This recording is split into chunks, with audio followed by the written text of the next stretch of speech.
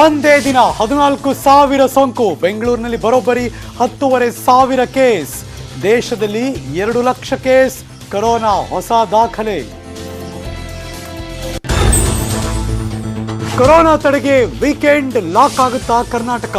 ನಾಡಿದ್ದು ಸರ್ವಪಕ್ಷ ಸಭೆಯಲ್ಲಿ ಅಂತಿಮ ನಿರ್ಧಾರ.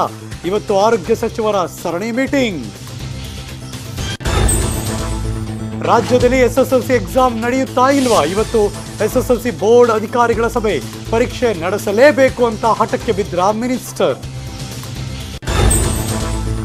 ಕೊರೋನಾ ಹೆಚ್ಚಾದ್ರೂ ಜನ ಡೋಂಟ್ ಕೇರ್. ಮಾಸ್ಕ್ ಧರಿಸದೆ ಮಾರ್ಕೆಟ್ಗಳಲ್ಲಿ ಜನಜಂಗುಳಿ.